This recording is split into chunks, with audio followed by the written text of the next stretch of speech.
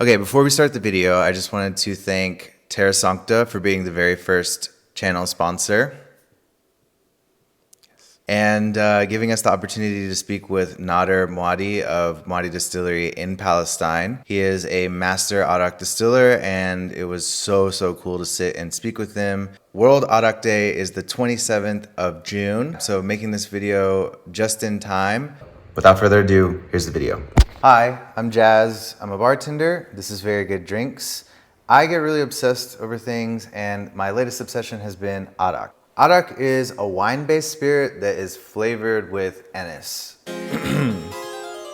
Dating back to the 9th century, the history of Arak actually starts with the history of spirits. Spirits themselves start in sort of a scientific manner. There are these Arabic scholars who are busy creating algebra and chemistry, but at the same time, they are distilling things. It wasn't meant for drinking. In fact, they were mostly Muslim and drinking is not really permitted. All these people all around the world are fermenting. Everybody has their own fermented beverages, but the pot still and distillation start to seep out around the world, and eventually to where we start getting spirits from other parts of the world. Fast forward, Arak is a huge part of the agricultural cycle in this region. You know, the grape harvest happens, and then the wine gets made, and then later on it gets turned into Arak, and nothing ever gets wasted, and it's just part of this yearly cycle.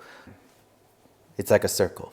This circle of grape life, this grape circle, this crop circle, this agricultural cycle goes on for many years undisturbed until, of course, our best friend, colonialism, shows up and completely changes the whole game. After the Ottomans were toppled and the British and the French came to the region, they divided the region into spheres of influence. And Syria and Lebanon became French colonies, while the southern countries of Levant, Jordan, Palestine, as well as Iraq, became British colonies. The French, actually, they very much supported home distillation and winemaking in general. To them, they were saying that, we want to tax these people. The more products and exports they can make, the more we can tax. And they already had this rich history of winemaking and distillation. The British had a more sophisticated taxation system. And they decided that what they would do is they would completely outlaw home distillation. And if you wanted to distill, you needed to have a licensed distillery. The Arabs were already very used to evading taxes from colonial empires. So it was very easy for them to evade, taxation from the British, and they were doing home distillation in the mountains and selling arak, and things were carrying on business as usual, unhindered for more than 1,000 years. It was after the British left, and when these governments began to form their own governments made up of the people, that really home distillation was completely uprooted, because the people in government were from the people, and they themselves practiced tax evasion. So they were no longer alien, they were indigenous. And they knew the tricks of the trade, and they knew how people were doing things. And they completely crushed it. They were essentially cut off from the tradition of home distillation, which they practiced for almost 1,000 years. And now, 100 years later, most people, they have no relationship to distilling. It's no longer part of their history. While in Syria and Lebanon, home distillation is still very abundant. And almost every house in the rural countryside will have a still in their barn, and it's considered a piece of rural agricultural equipment like a tractor or plow. But the southern provinces, Palestine, Jordan, and Iraq, they don't at all have that. It's really very much centered in monopolies or duopolies. And you can imagine when there's little competition, it's not in the benefit of the consumer, let's say. I want to talk about how Arak was traditionally made and how that's changed over time. Arak is made with grapes. Those could be white grapes, they could be red grapes.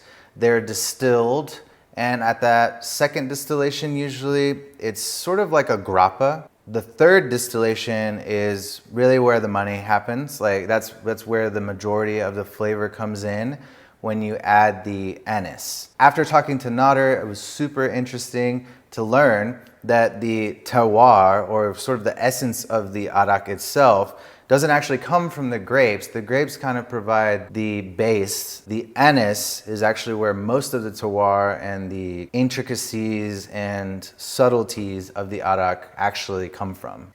There's only one species of anise. There's one one species called Anis pimpinella, and it's only grown in the Mediterranean basin. Anethol is one of 85 different flavonoids in the herbal essential oil of anise.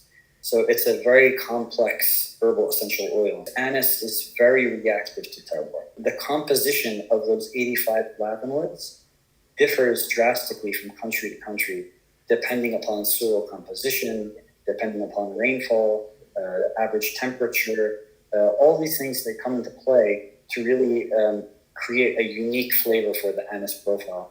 And I would say that there's generally two categories of arak. There's some araks that are more vegetal, and there's other araks that are more sweet and candy-like. So if you want to make a Palestinian arak, it would be essential that you use a Palestinian anise.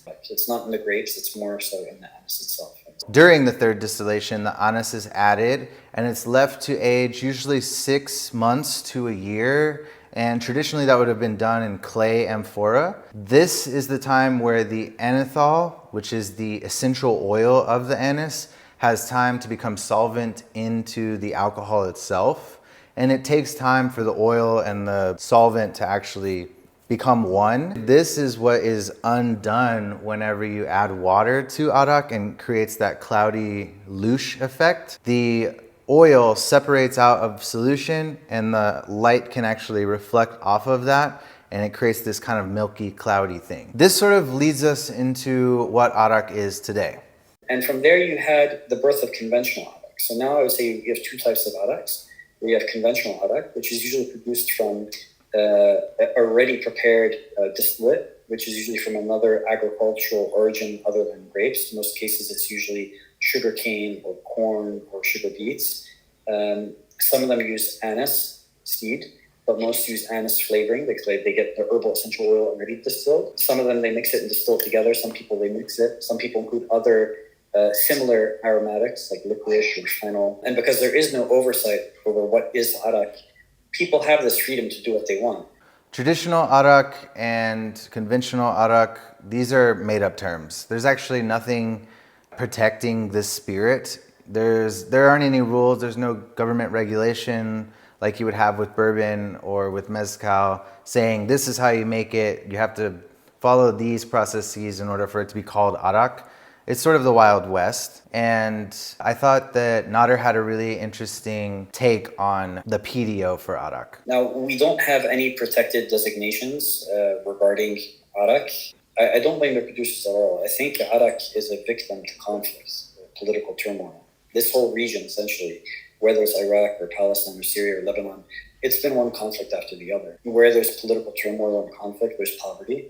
And where there's poverty, people tend to focus on buying only essential goods. So people tend to focus on medicine, food, shelter. And the arak is a non-essential item. And to make authentic arak, it's very expensive to produce.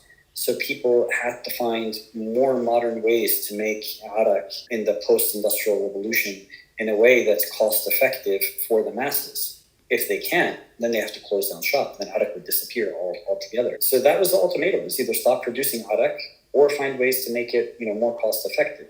People have this freedom to do what they want. And at the end of the day, each business, went their own route and did their own way of making things more cost effective. It's not the fault of those companies. And at the end of the day, businesses, they're driven by profits, but ultimately the people behind those businesses, they want to put food on the table and they have families and businesses are livelihoods. The conventional arak, even though it's palatable and the masses drink it, and it's by far the majority of what is produced today and the majority of what is consumed today. So there is a large market for it. I don't think it's comparable with the traditional arak, but a lot of people were led to believe that this is traditional arak. And a lot of people didn't like it. And those who didn't like it abandoned that. And in making it cost effective, they managed to make it available for the masses, but those who had money tended to gravitate towards other spirits, fine spirits, let's say. And they really left arak behind. And now, unfortunately, if you go into any liquor store, you have to search for the arak shop. It's somewhere down below your knees in a corner.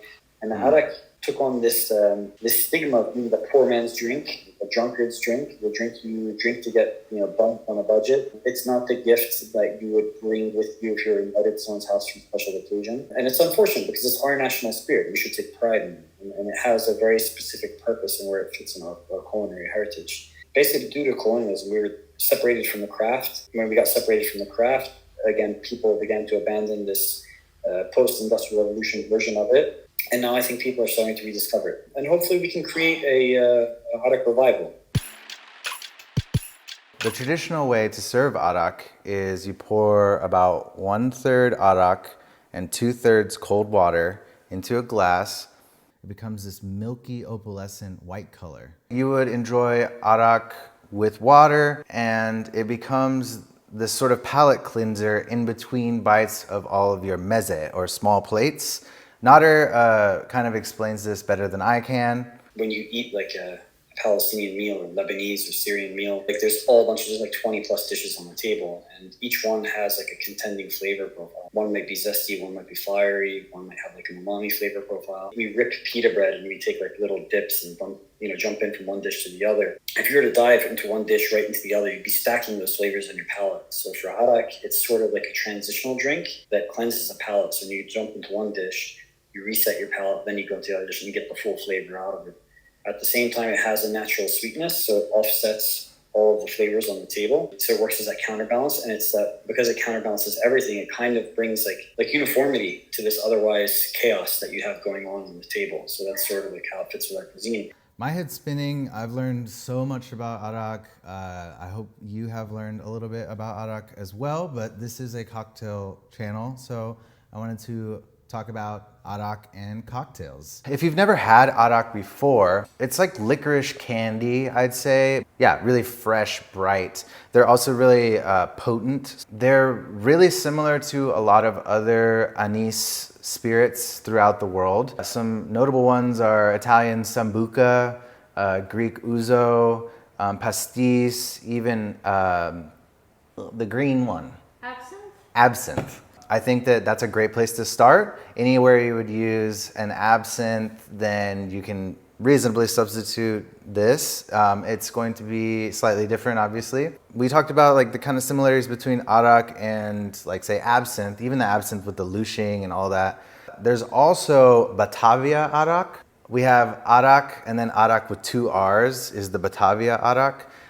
In other parts of the world, they kind of use the term arak interchangeably with like spirit. So that's that.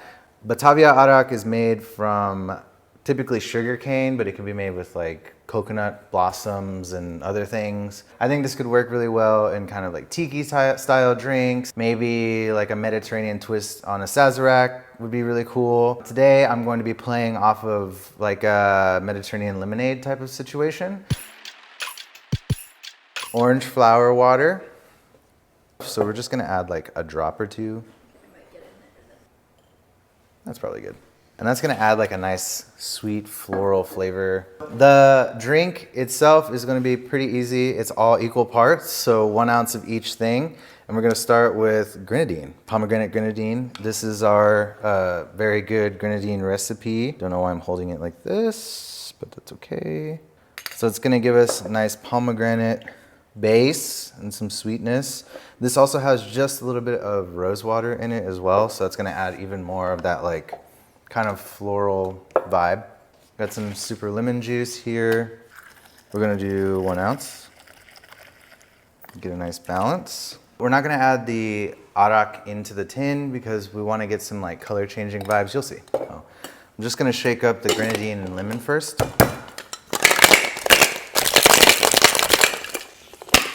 Cool. I'm gonna add 1 ounce of soda.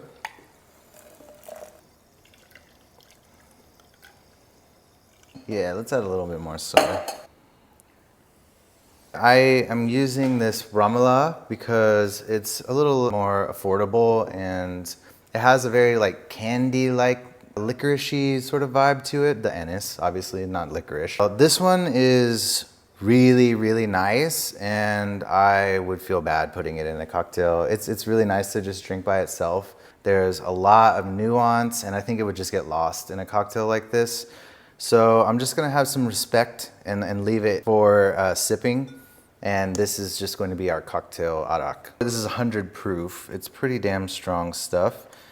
So I'm just gonna be adding 1 ounce of the arak, and we should get a cool kind of lushing effect. Yes, sick.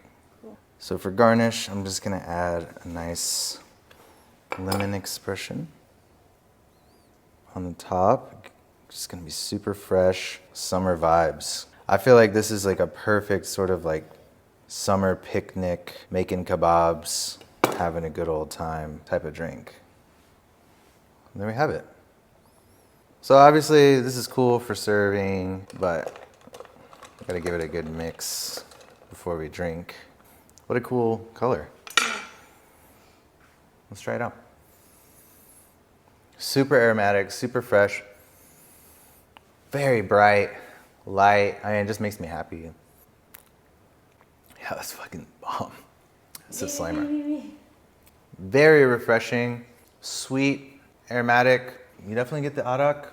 I feel like it's less like licoricey and more just like fresh and herbal. It's super great. But yeah, I hope you try it out. I wanted to thank everyone for watching. If you got to the end, thank you so much. Please like and subscribe and go find some Arak at your local liquor store. After learning all that I have about Arak, I just have such a soft spot for it. I've grown to respect it and appreciate it so much more. It deserves to be respected. It deserves to be preserved. It deserves to be enjoyed. It deserves to be shared. It deserves to be pushed forward. And if this spirit speaks to you, whether you grew up around it or not, then maybe you can be part of this journey into making Arak what it deserves to be. I think that it's a really beautiful spirit and it represents a really beautiful part of not only the history of that part of the world, but the history of cocktails and spirits in general. I am super thankful to everyone watching, as well as Terra Sancta and especially Nader for sharing his joy and passion for the spirit with me and with all of us. As a Mexican American, I felt this way about Mezcal in the past, and diving into what makes that spirit great and understanding how much it means that people around the world respect it now. I think that it would be so fucking cool and beautiful if that same mentality was put forth towards Arak, and I just wanted to say that it's a really cool thing and you should check it out and we should drink more Arak. Cheers.